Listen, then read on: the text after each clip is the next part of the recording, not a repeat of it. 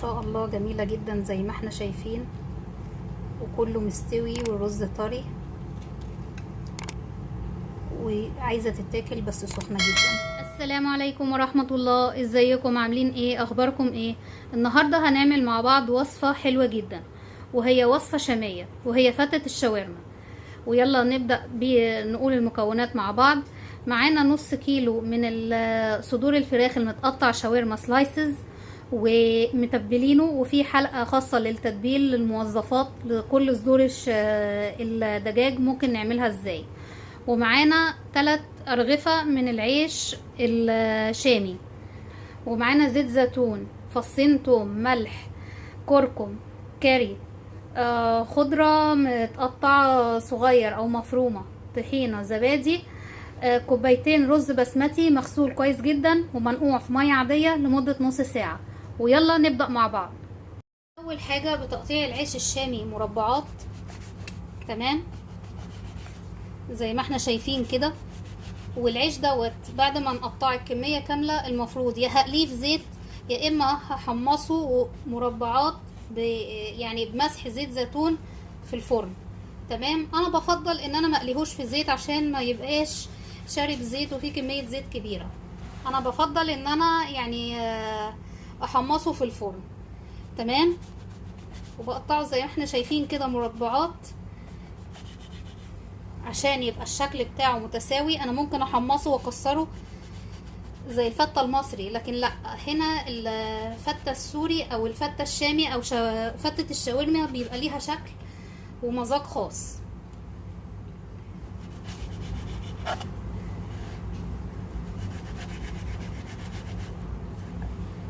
تمام، بكمل الكمية وارجع لكم.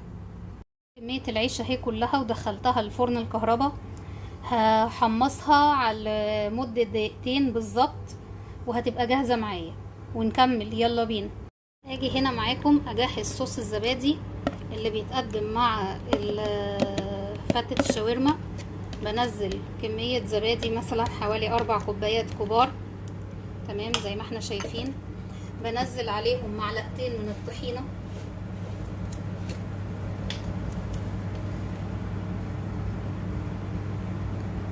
زي ما احنا شايفين كده بالظبط. بنزل عليهم بالملح،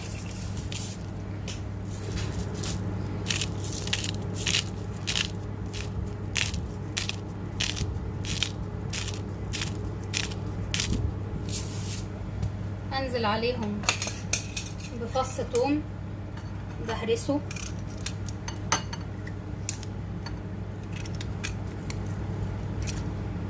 اخد العصارة بتاعته، مش شرط ان انا انزل الالياف. انا خدت العصارة بتاعته خلاص، تمام، مش محتاجة اكتر من كده. واقلبها للتجانس واوريها لكم. قلبت صوص الزبادي وحطيت له يعني ربع معلقة شاي نعناع زي ما احنا شايفين كده بالظبط، عشان يديله طعم حلو. يلا نروح نكمل. باجي هنا اقطع فص الثوم التاني شرايح زي الشيبس، واحط عليه معلقة سمنة واقلبه ويبقى لونه ذهبي. بس معاكم حطيت المقلاة على النار وبسيح ربع معلقة السمنة اللي انا قلت لكم عليها، بحيث ان انا اشوح التومة او ادبلها تتبيل بس خفيف، مش ان هي تحمر او تبقى لونها بني او ذهبي. تمام، خدت التتبيل بتاعها، نروح نحطها فوق العيش في صينية التقديم. يلا بينا. حطيت العيش بتاعي في صينية التقديم بعد ما اتحمص تماما زي ما احنا شايفين.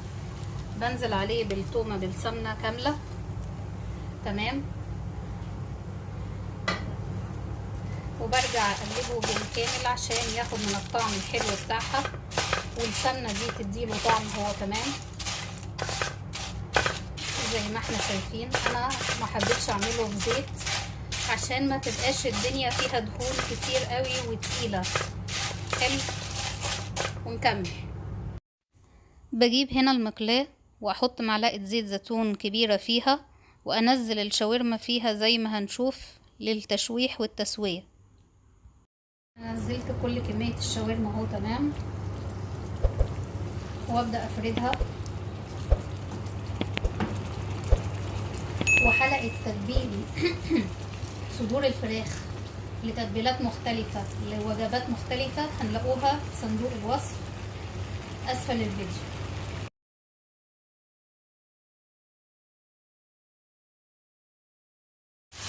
هنا خلاص الشاورما بتاعتي استوت تماما زي ما احنا شايفين. بقلبها تاخد اللون بس الذهبي وانقلها على صينية التقديم فوق العيش. يلا بينا. اجي هنا معاكم انزل جزء من الشاورما زي ما احنا شايفين كده، بوزعه على العيش تماما، واحتفظ بالجزء التاني هحطه فوق الرز. بس باجي هنا احط طبقة من سلطة او صوص الزبادي اللي انا مجهزاه فوق الشاورما والعيش.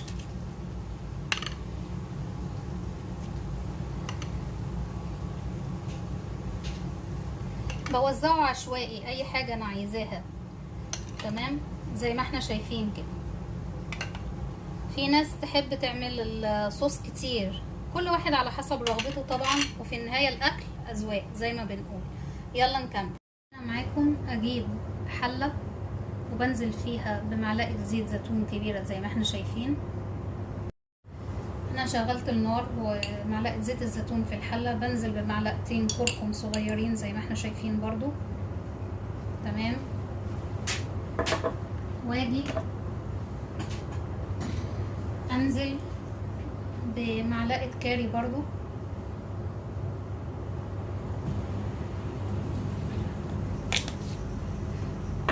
واقلبه على النار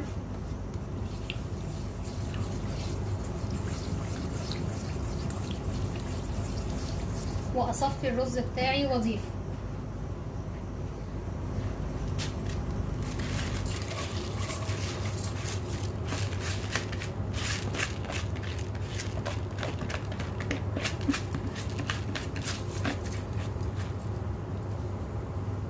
الملح برضو عشان اضبط الملح. اقلب الرز عشان يتجانس مع الكركم والكاري والملح والزيت. وانا دول كوبايتين رز بنزل عليهم ب4 كوبايات ميه.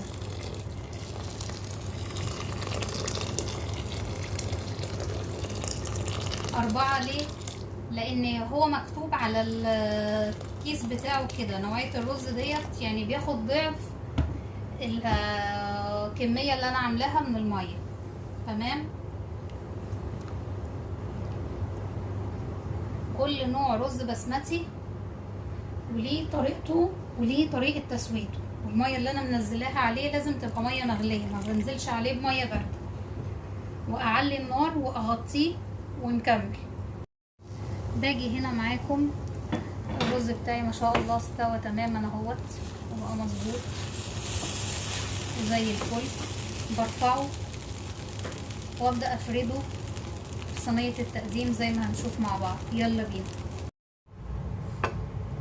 باجي هنا ابدأ انزل الرز بتاعي واحدة واحدة وافرده على الصينية زي ما احنا شايفين.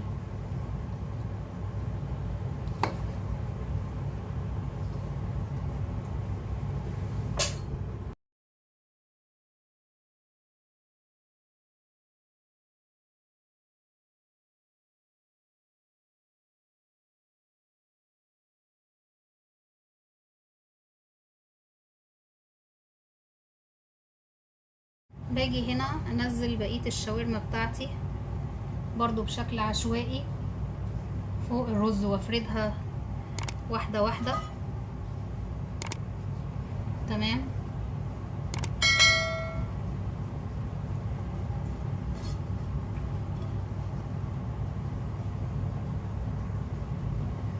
وانزل ببقية صوص الزبادي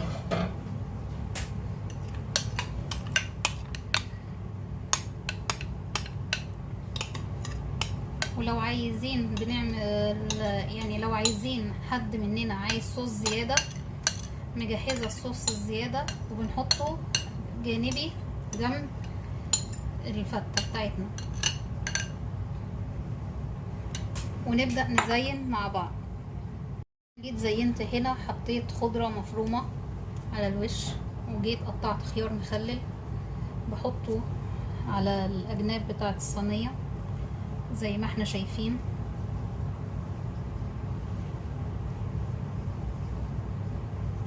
وزي ما بتتقدم لنا من اي مطعم بيقدم فتة شاورما بالظبط.